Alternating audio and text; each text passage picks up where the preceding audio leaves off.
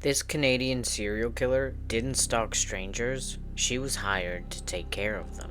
Between 2007 and 2016, Elizabeth Wetlaufer worked as a nurse in long-term care homes across Ontario.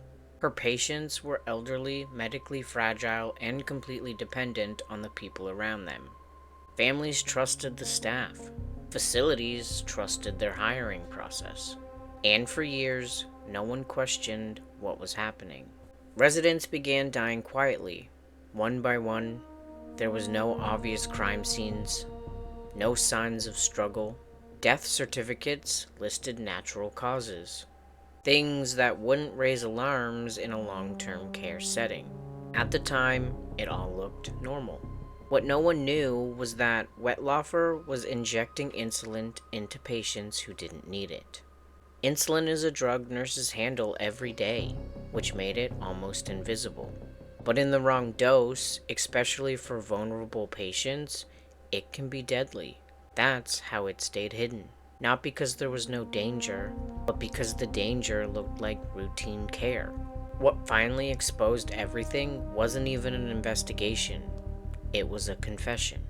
In 2016, Wetlaufer walked into a mental health facility and told staff what she had done.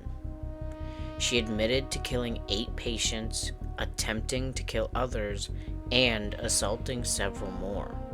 Only after that did authorities begin reviewing years of records across multiple facilities. And that's when the bigger picture came into focus. Concerns had been raised before. She had been fired from a previous job, complaints existed, but they stayed isolated. Information wasn't shared between care homes. Patterns weren't connected. Each facility assumed the problem belonged somewhere else.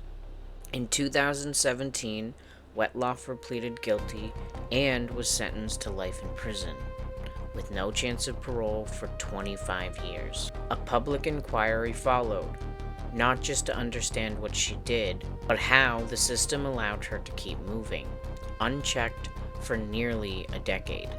This wasn't just one person slipping through the cracks. It was a system that never compared notes.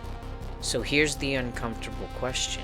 When harm hides behind a trusted role, how do you catch it before the damage is done?